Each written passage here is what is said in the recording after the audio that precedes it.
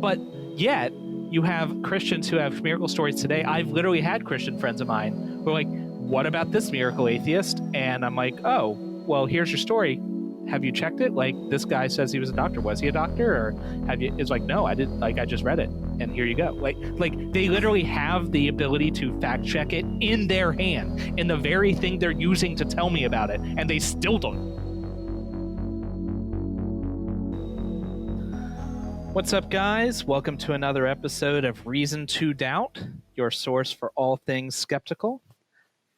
This is Jordan, and with me, as always, is Jared. Say hello, Jared. Hello, Jared. Today, we're going to be talking about miracles. We recently had a conversation with our friends on the Proselytize or Apostatize podcast, the two Davids over there. They were kind enough to invite us onto their show and have us host one of their episodes. And so we had a nice discussion about miracles, and we thought we might delve a little deeper now that we don't have a bunch of Christians interrupting us all the time. You say it was a nice conversation, but we did a hostile takeover of their podcast. Yeah, it was definitely very aggressive. No, it was great. It was a lot of fun. Definitely go check it out. I thought I had a good time. But before we get into the miracles, today's podcast is brought to you by two words, actually. The words of the day. The words of the day. A priori. Or a priori. If you're American. And a posteriori. And I knew I was going to fuck it up. God damn it. A posteriori. Yes, that one. A post. And so what these two phrases are, they're basically, they mean... with or without experience, basically. Right, with or without experience. Something that you can know a priori is something you can know without experience. You don't need to leave your living room to know it. For an example of that would be that 3 + 3 = 6. You can get it straight from your mind, just from logic. Or that you can't have a married bachelor because definitionally it doesn't work. Right?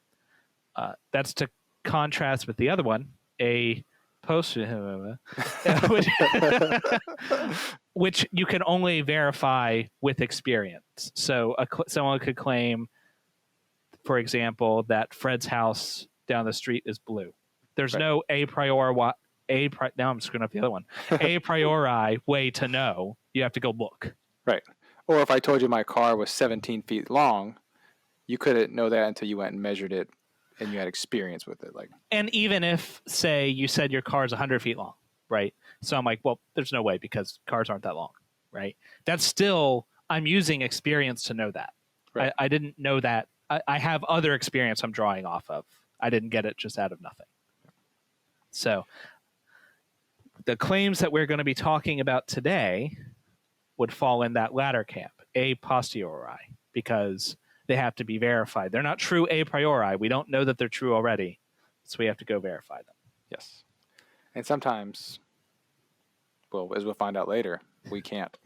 Or don't. Yeah.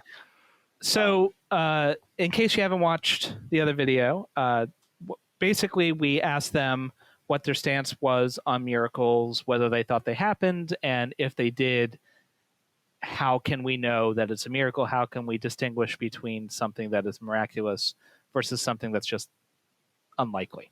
Yeah. And the two of them actually had different views, but David Paulman's view, was the one I liked the best, which was essentially, if there's a natural explanation, it's not a miracle. Full stop. Or go with the natural explanation first, basically. Yeah. And they also kind of had this view that, which I was surprised at, that most miracles have to have some sort of meaning, from God kind of thing. It can't just be something like silly, like I found my car keys, kind of a miracle. Like it has to have meaning that means something. Some kind of religious context. Yeah, exactly. So I found the cars to my vehicle. It's a miracle. Wouldn't fit, but I was late to deliver a sermon and I prayed to find my keys and then I found them. Still wouldn't fit Paulman's, but that's the religious.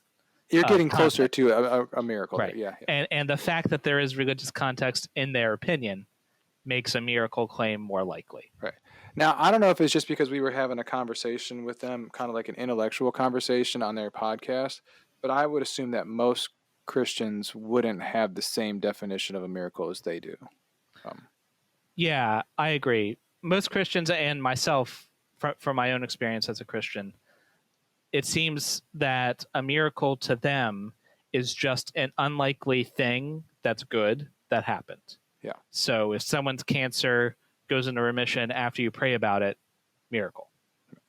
Or if Tim Minchin's fan's mother has her cataract fixed. Any Tim Minchin fans out there? Yeah. But also they would say that God is doing it. It's not just something unlikely. It's unlikely and God is behind it. Right. Yeah. It's unlikely. Therefore, God reached down with his noodly appendage and caused something to happen. Yes. So I think that's probably the more common view of miracles. Like if you just run into a theist on the street and ask them about a miracle story, you'd probably get something like that. Yeah.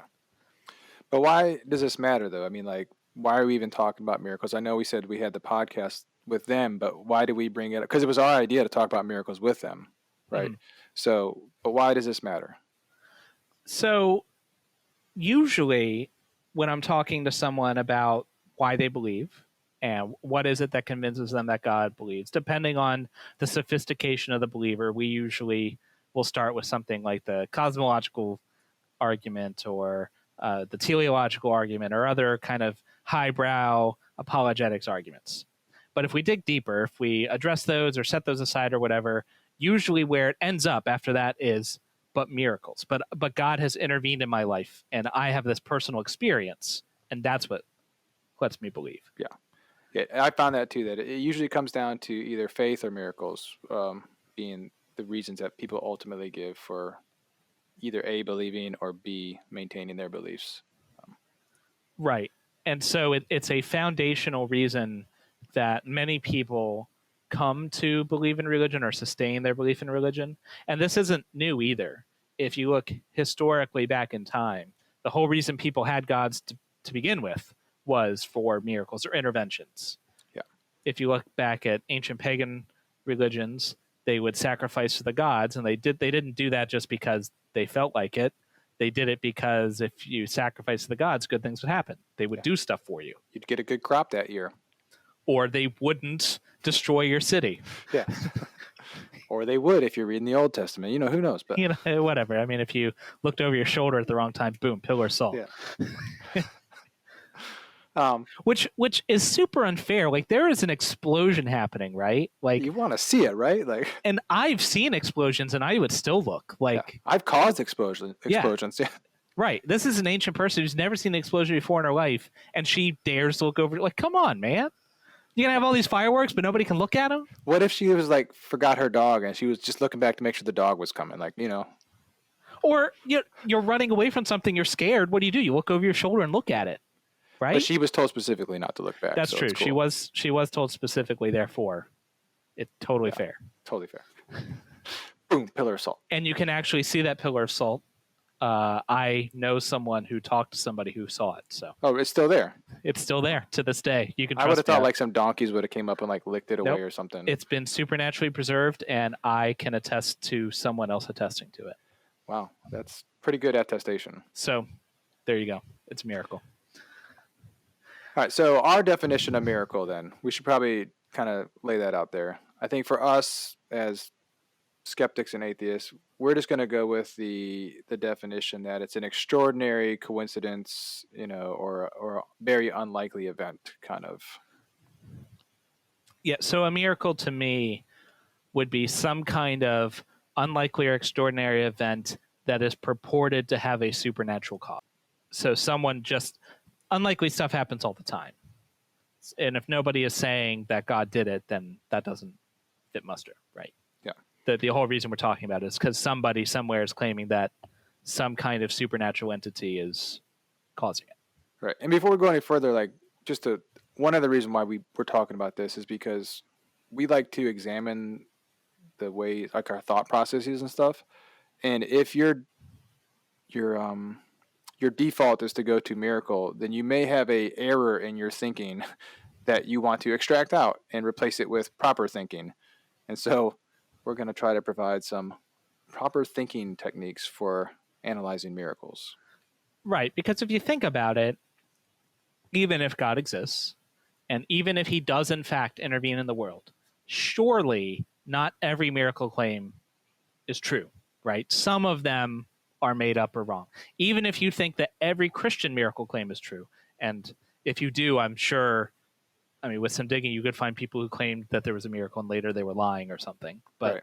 even if you write all that off, I mean, do you believe that every Muslim claim of miracles is true, or Buddhist miracles? I mean, every religious tradition has miracles.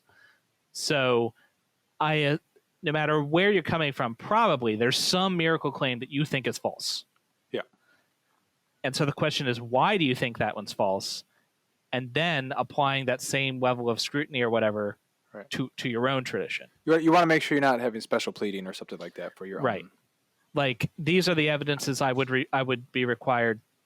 need in order to believe a Muslim who told me a miracle. But I have a different set of evidence if it is a Christian miracle, because I like those better. Yeah.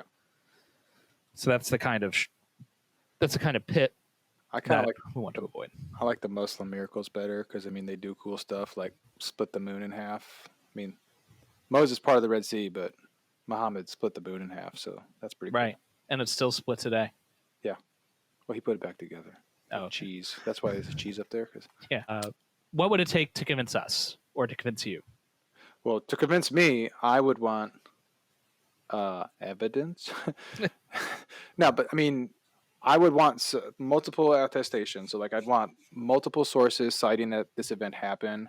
It would be nice if there was, like, let's say it was a medical miracle, for example. Like, I'd want to have, like, doctors going on the record saying this is what happened. I want, like, records of the event, medical records before and after. Like, I don't know, like, the evidence should be proportional to the claim kind of thing kind of comes in here. I know that's a atheist trope at this point, but it is for a reason, you know? Right.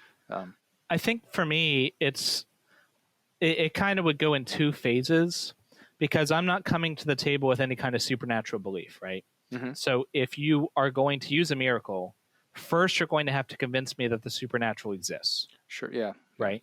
And so if you're using, a lot of times miracles are used as the proof of the supernatural, right? And so that means that not only you're trying to convince me that this thing you're claiming happened, but also that it happened because of the supernatural layer, right? Right, you're trying to push a big rock up a hill. You need to make sure you have a rock first. Right. So for me to believe that first miracle, it would have to be something that is impossible naturally. Because if it's possible naturally, then I don't need a supernatural layer to explain it. Right. And so now once you've convinced me through some form of evidence, perhaps a number of miracles that I'm persuaded on, and okay, I've bought the supernatural exists thing. At that point, now that goes into my background knowledge. Now I have a different, now the level of scrutiny might be a little lower because I already have accepted the supernatural exists, if that makes sense. Basically, you only have to convince me of the miracle now. You don't have to convince me of the supernatural part because I'm already there. I think that's impossible. Well, I'm not holding my breath either. Yeah. Basically, where we stand now, it would have to be a thing that is impossible. There's no natural explanation. Yeah, but what I'm getting at is, like, you're having a conversation with somebody and they tell you that they had a miracle. You don't automatically say, well, prove the supernatural first. Like, you're going to ask them questions about the miracle. But I mean is, what the questions I'm asking, what I'm going to be digging for is any kind of natural pathway. Right. So, and if there is any natural pathway at all, then that's all I need. So our first step is, when we're asking or looking for evidence for miracles, is it possible that it could have happened by natural means? Right. Because, and this shouldn't be controversial, even if you believe in the supernatural, right? Because most things that happen are natural. I would say all things are. I'd say all things. Yeah. But definitely most things. Like, even a theist could agree that most things that happen are natural. Like, the laws of physics cover most things.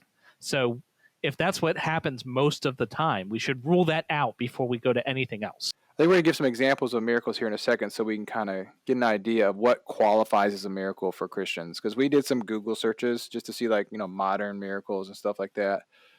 And we're using Christianity mostly because we live in America and most everybody in America is Christians. Like, if we were doing this in Syria, I'm sure we'd be talking about, Muslim miracles, but we're not. So just kind of, I think, going a little bit of a tangent here, but I just wanted to talk about just miracles in general and like our own personal experiences with in the times that we were Christian.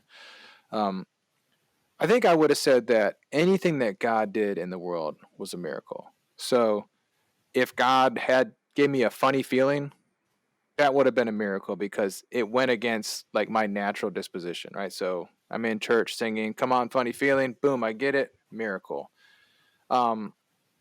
But looking back on it now, I can realize that the natural explanation for that is just I was around a bunch of people and feeling elated. You had a funny feeling. I had a funny feeling, which happens sometimes. I had an experience once. This wasn't a miracle. I didn't think it at the time either, and I was Christian. But when I was a kid, like, I don't know, 10 maybe, I went to my aunt's church, and that church at the time, I guess, was super like charismatic because the preacher was doing the whole like the power of Christ, boom, and people were falling over, The power of Christ compels you. Yeah, just like doing the slap on the head thing and people are falling down, right? And I was up there. I don't remember why, but for some reason I was in the lineup and he's doing it and he hits me. And so I fall down.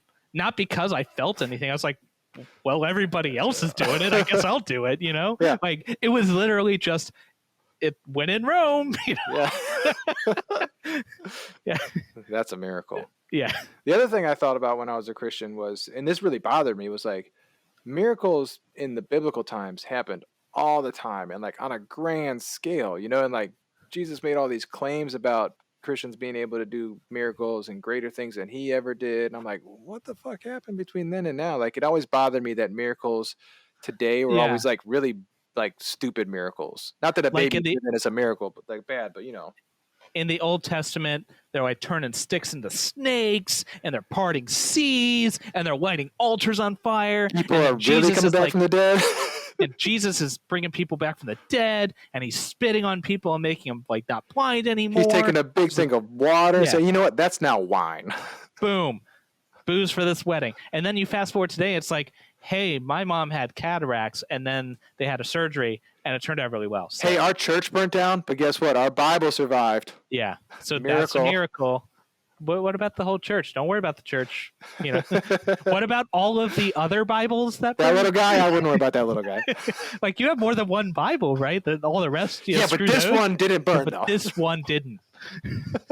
Yeah, like or the plane crashes and one survivor. It's like, yeah, but everybody else had died. Like, yeah, just turn that claim on its head, but like turn that claim the other way, right? So like a plane has 100 people and one person died, it's a miracle. But if a plane died and 99 of the 100 died, it's a miracle. Like, what?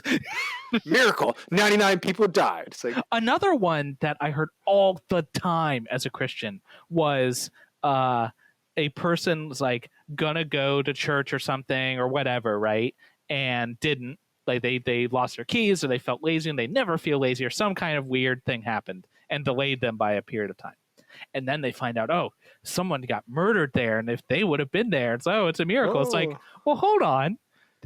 You're the one who got away, but the other guy still died. Is it a miracle that somebody died? Yeah. Like God was like, no, little Susie, you're done. Paul, F you, man. Go get shanked. Yeah, it's just so crazy. Like, what qualifies as miracles? It really bothered me as a Christian, and even bothers me now, like much, much more, because there's so much disconnect and like dissonance going on to even call these events miracles. Like, and that's a good point. Like, even if you're a Christian or a theist listening to the podcast, you also should be concerned and maybe upset about all of these miracle claims being made, because if people are claiming fake miracles, then all that's going to do is obfuscate the real ones, right? If people have all of these thousands of miracle claims that are clearly not miracles, then they're going to miss the couple that are really important, right? Or it'll devalue the actual ones. It's like people are making false claims in the name of your God. So that should be concerning, I would think.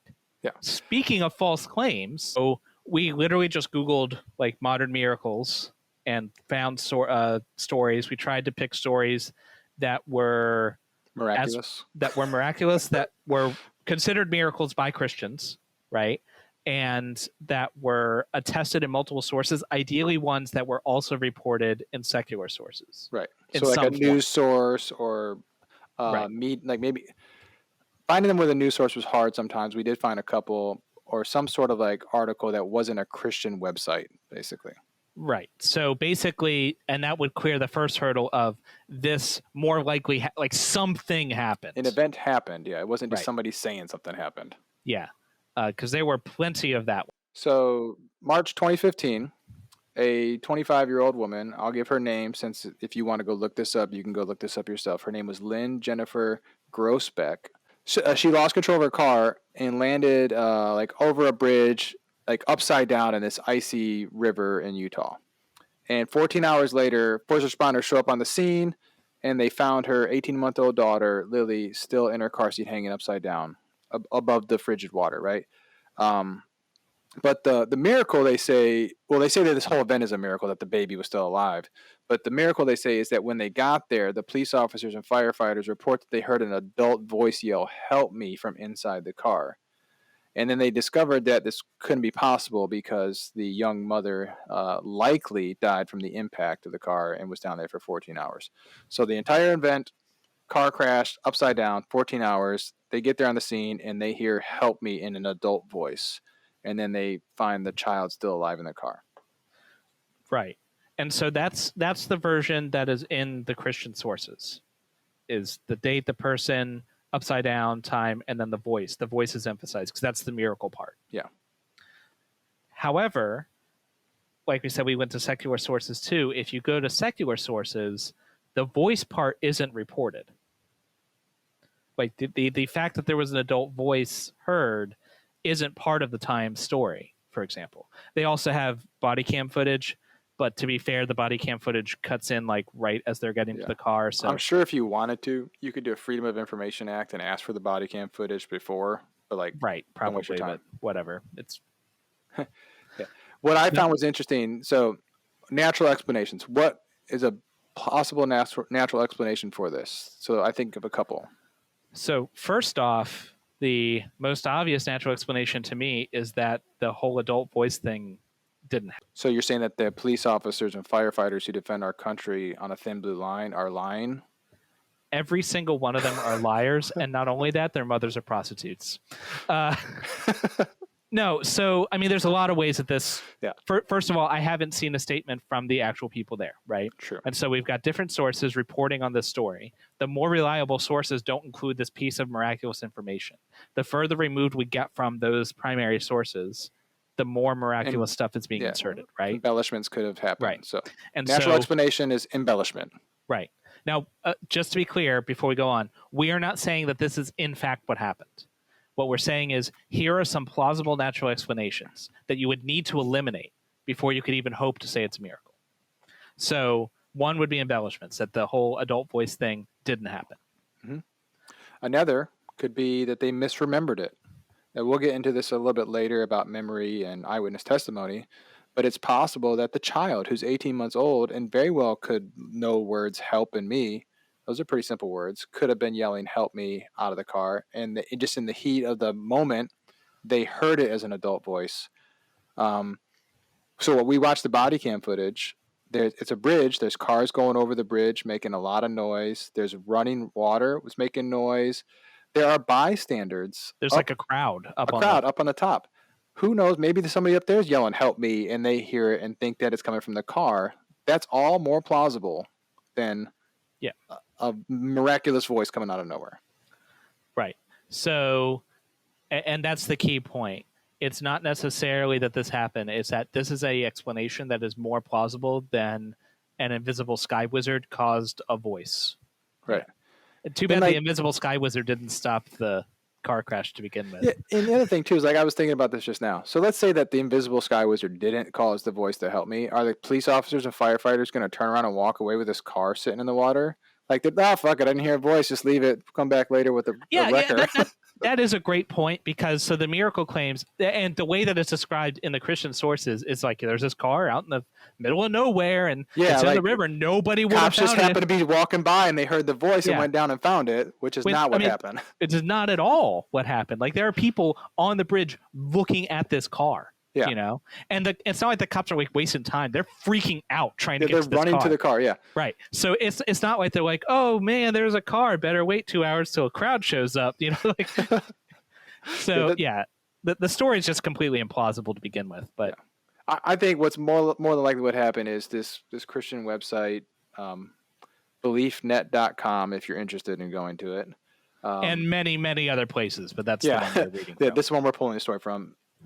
Are trying to find stories that seem convincing and pulling at heartstrings. What's more heartstring pulling than a baby who could have died? Right. Speaking of babies who could have died. Yeah. You're sensing a theme here. So this one comes at us from Brazil. A young baby. Yeah, well, I guess all babies are young. This one's really young. This one's really like brand new. Fresh out of utero. Still got the new car smell and everything. Yasmin Gomez. Gomes, by the way. Gomes. And I hope I'm not mispronouncing it. But. So the story from the Christian sources is that this woman is trying to give birth to the baby. The baby is, I can't remember, is she dead on birth? Or no, the baby's alive.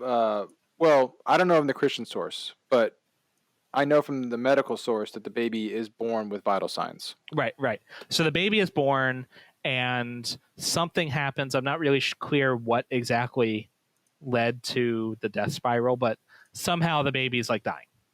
And they're trying to revive her. And the doctor, whose name is Aurelia Philippak. Dr. Aurelia Philippak tries to revive this baby and is unsuccessful and pronounces her dead. Signs death certificate and everything.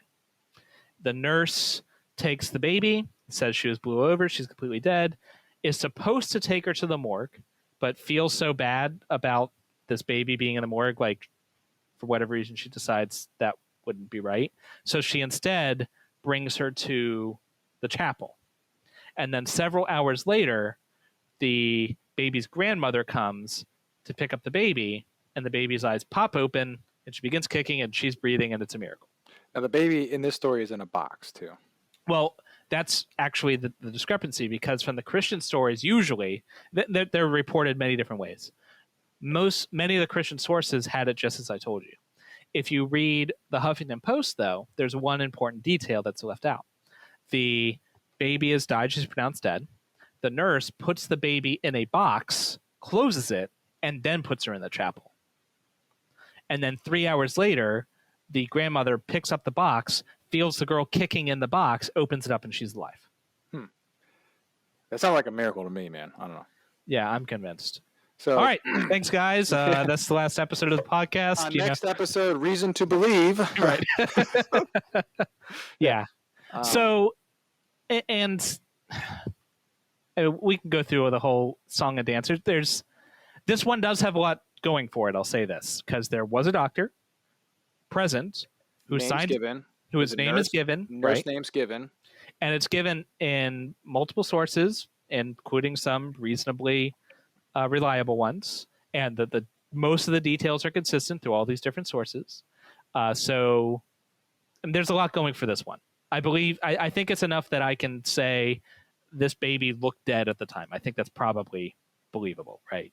I don't think this one's completely made up like the most of the details in the car one.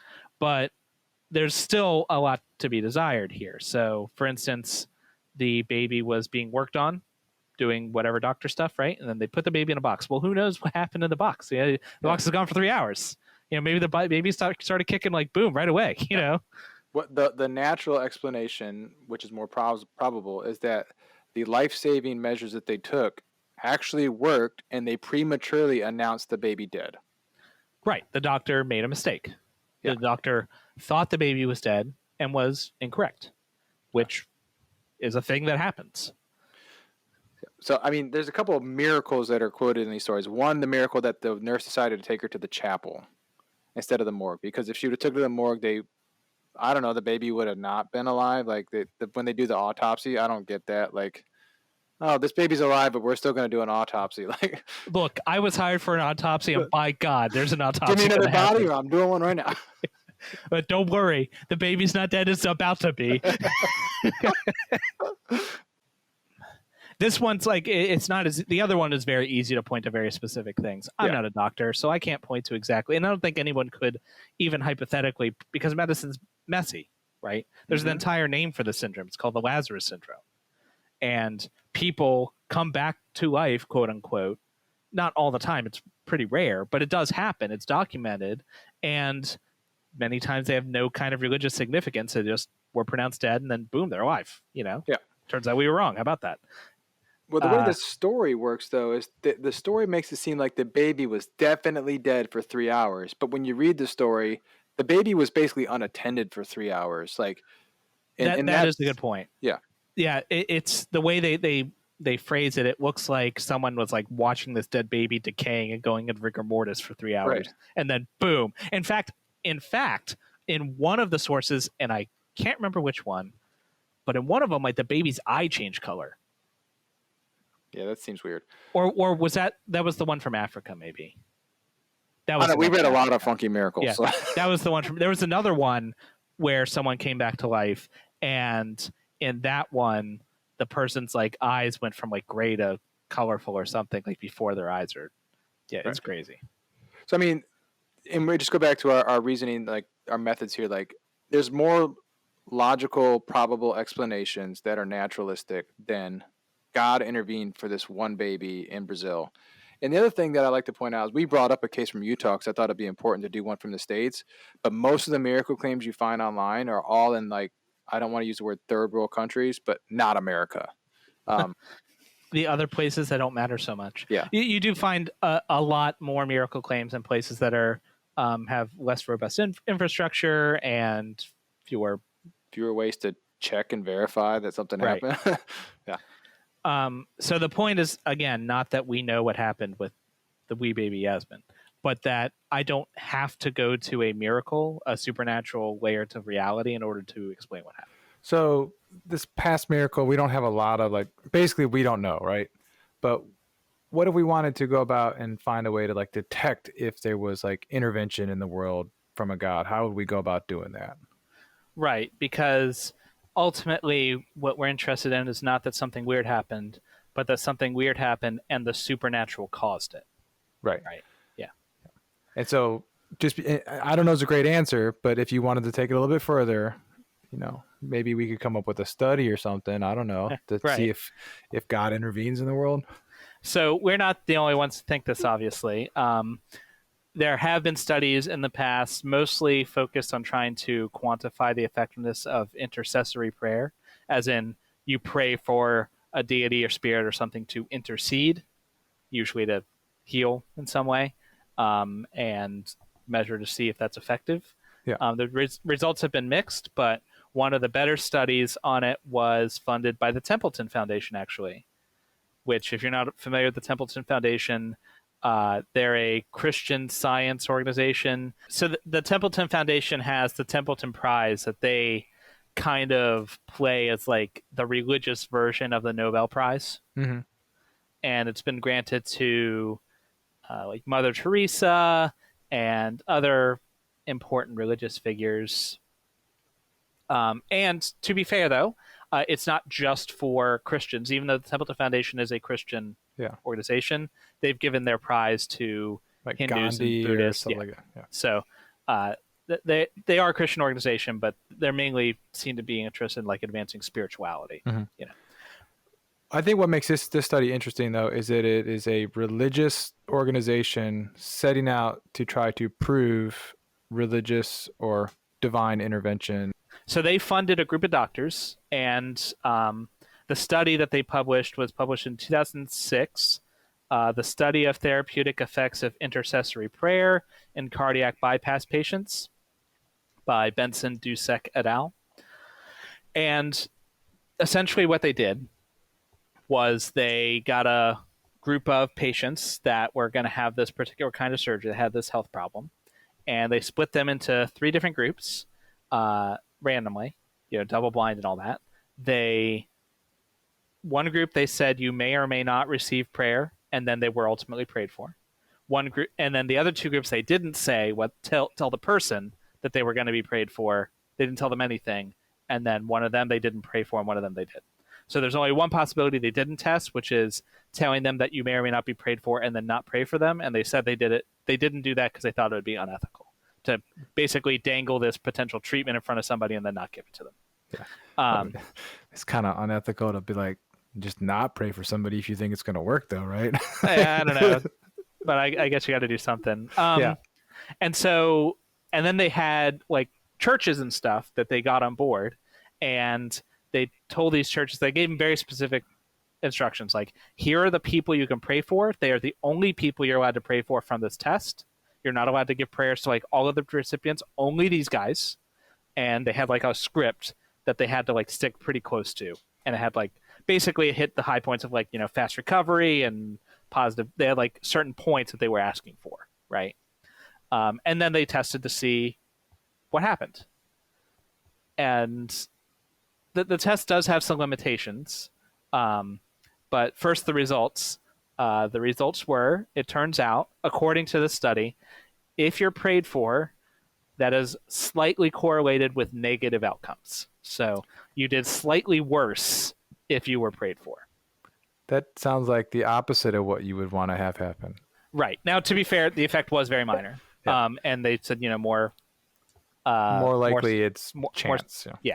And more studies necessary and all that. And it does have some limitations. So, for example, it's unethical and possibly immoral and also impossible to stop people from praying about them at all. So, like, presumably these people have loved ones, and some of them are going to be religious, and some of them are going to be praying for them, right? So you can't really, like, eliminate all intercessory prayer. All you can really test for is the effectiveness of the extra prayer that you're giving them, right? And so that's one possible limitation. There's plenty of other possible limitations. But what we would expect, like, let's just say that the thesis is true, right? Let's say that if you pray to the right God in the right way, that sometimes he'll do stuff, right? Then we would expect that if either God intervenes or he doesn't, if he doesn't, then stuff would happen about at the same rate as it always does, right? But when he does, it would presume, I mean, unless this is an evil God, I guess, but most gods we're talking about are supposed to be ostensibly good.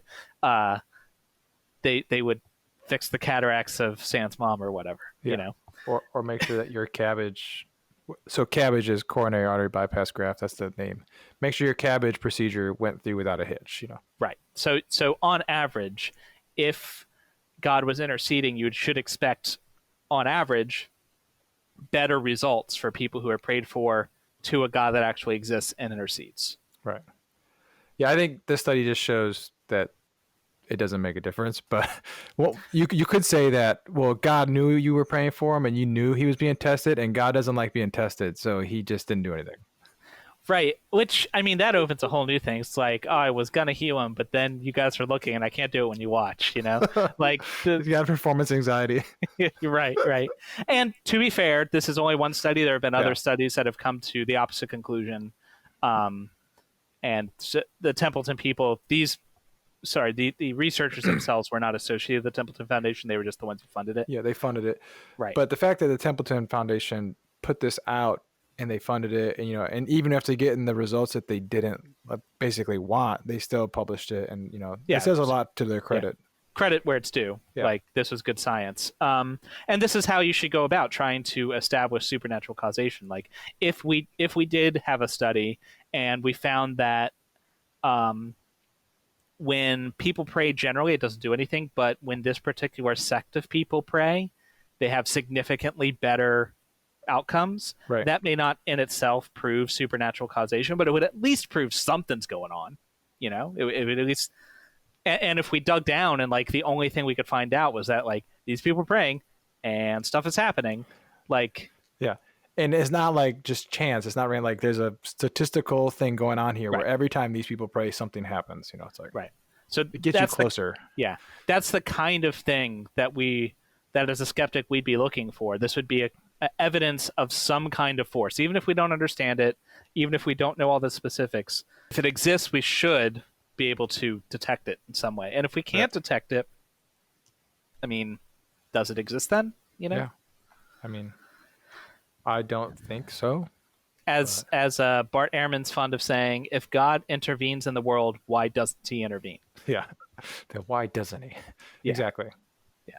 And most of these miracle claims, I think, fall into the same kind of the thing, right? So. Yeah. And so kind of this somewhat segues into, what's a bad segue, but we're going to do it anyways. So speaking of eyewitnesses, that's a segue. Human memory and eyewitnesses. So I read Elizabeth Loftus's book, Memory, Surprising New Insights into How We Remember and Why We Forget. She published it in 1980. She's done some more work on the subject since then in peer-reviewed literature, but the book is like the main chunk of it.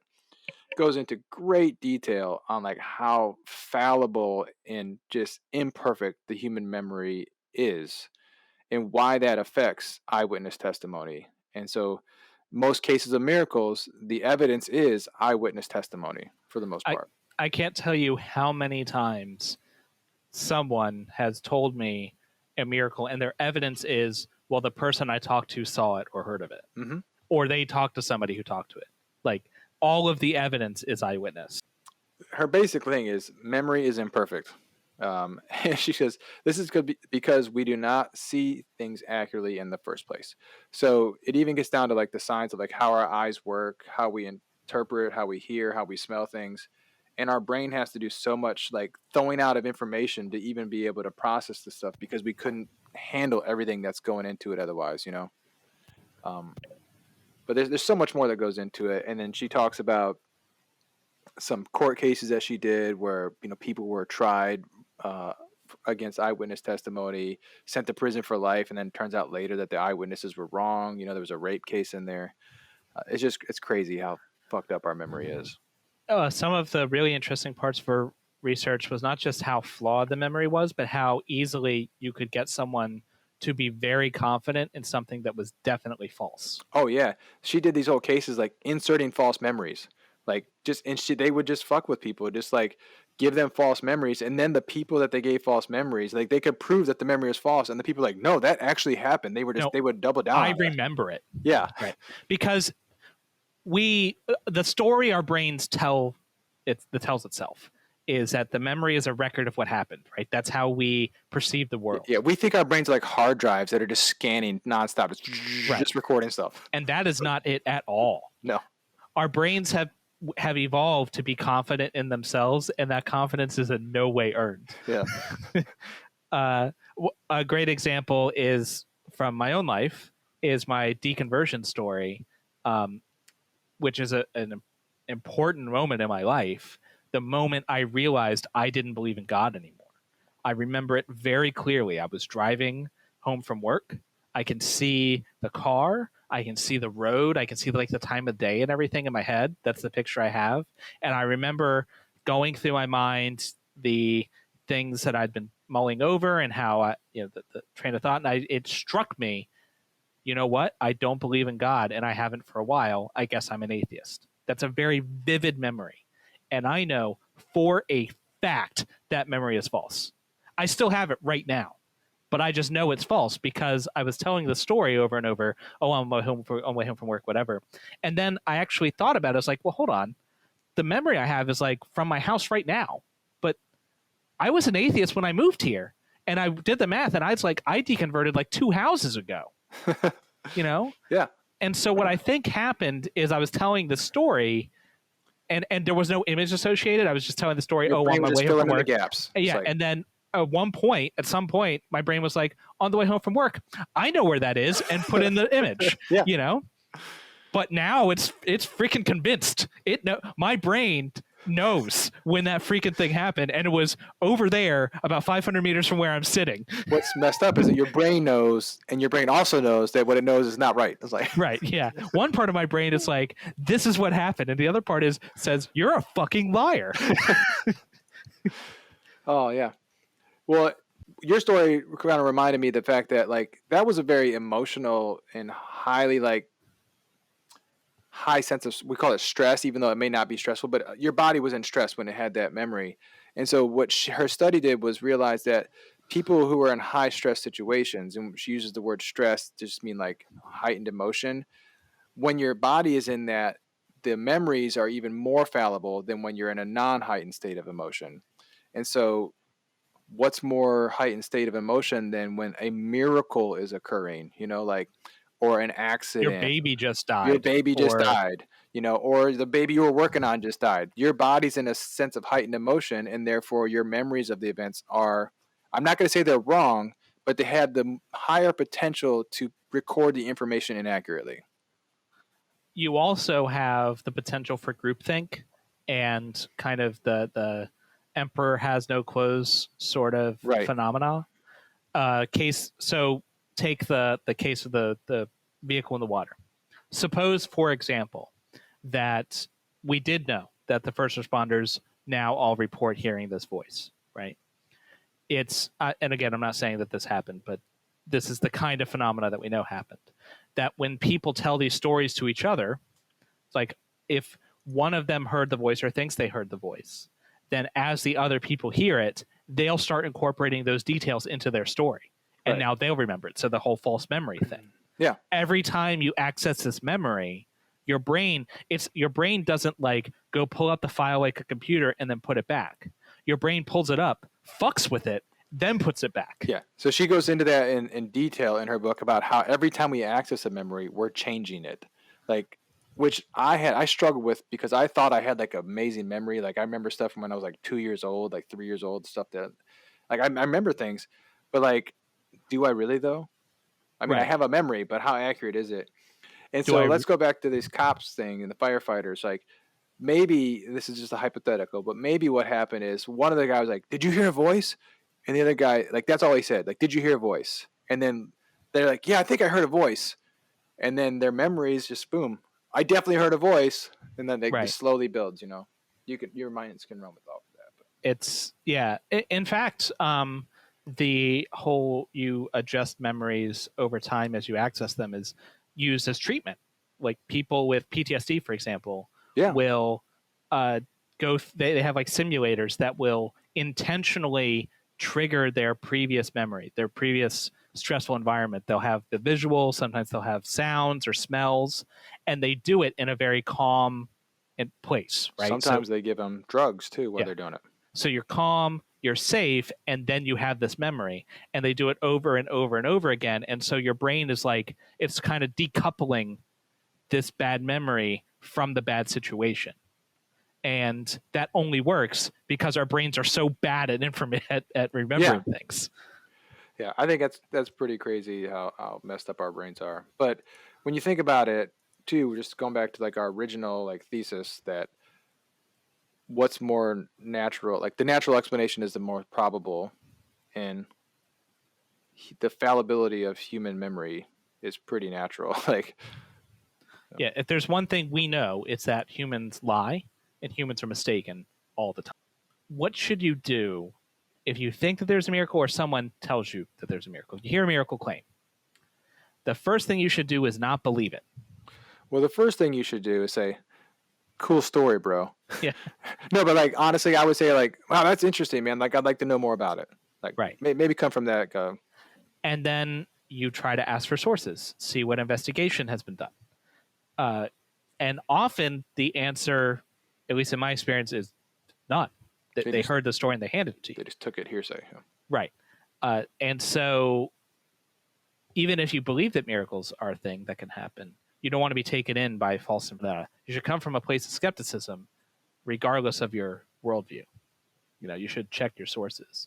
And humans are remarkably bad at that, which, I mean, we said this before in this podcast, but that, to me, completely destroys the entire argument for the resurrection, where they're like, well, when Bodhi Bachum's always like, these are written by eyewitnesses in the time of eyewitnesses, When Paul's like, there were 500 people and you can go check them right now, 500 people whose names I'm not telling you, and where are they? Fuck you, that's where they are. Like, But if you want, you could go but talk if you to them. wanted, I'm going to tell you about 500 people. I'm not going to tell you who they are, where they are, or what their names are, you know. But if you want, go ask them. Right. So that aside, right, even supposing they had that information, people haven't changed in 2,000 years. It's not like if you went back 2,000 years ago, everyone was Sherlock Holmes. Yeah. These people, like, say the church in Galatia, and I guess we're going on a tangent, but screw it. Say there's the church in Galatia or Corinth or whatever. Paul tells them, hey, there was this miracle in Judea. They'd have to, like, get on a ship and go to Judea. Not that they couldn't, they could, but like that level of, they'd have to do that level of effort, get to Jerusalem, and then like walk around and find somebody, you know? Start knocking on doors, yeah. Start knocking on doors or go to the church or something. It's just easier to believe it though, bro. Right. But yet you have Christians who have miracle stories today. I've literally had Christian friends of mine who are like, what about this miracle, atheist? And I'm like, oh, well, here's your story. Have you checked it? Like, this guy says he was a doctor. Was he a doctor? Or have you? It's like, no, I did. Like, I just read it, and here you go. Like they literally have the ability to fact check it in their hand, in the very thing they're using to tell me about it, and they still don't do it. So if that's what modern Christians like, if that's the level of effort that you are refusing to do it now, I find it hard to believe that 2,000 years ago they were all like super uber skeptics. You know, Well, I think that kind of highlights the bigger point. That is, if you're talking with Christians, you have to understand that they are primed to believe these stories from the start. They're not primed like we are to be skeptical of them. So if somebody says that a miracle happened, one, they already believe that miracles happen, and they have no reason to doubt that the person telling them the story is lying. Our job is to get them to realize that they do have reason to doubt, and and ask a few more questions. Yeah. I see what you did like there. that? Nice. Yeah. Yeah, that's a good point. That sometimes when I've challenged people on this point, I get an answer something like, well, maybe this wasn't true, but miracles happen. So it's like, not that some of them will be true, you know? Yeah. It's kind of because they're coming at it from the idea that this miracles happen is an established fact. And so this one in particular miracle claim isn't that big of a claim because this is just a thing that happens.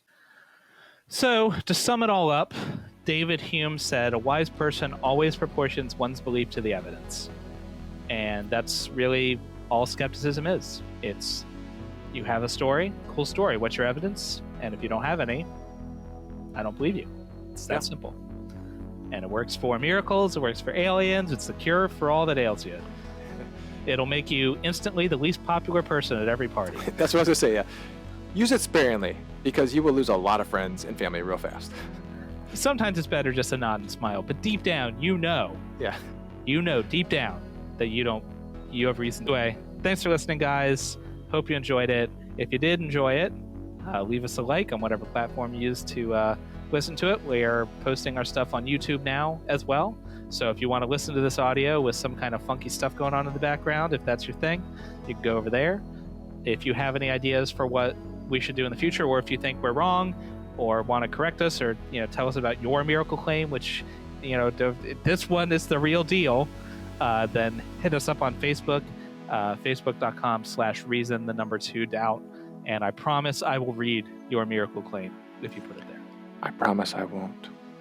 Yeah, so we'll both keep our promise. Wait, I'll try. No. Yeah, I will. So again, thanks for listening, and remember, till next time, you always have reason to doubt. Stay skeptical.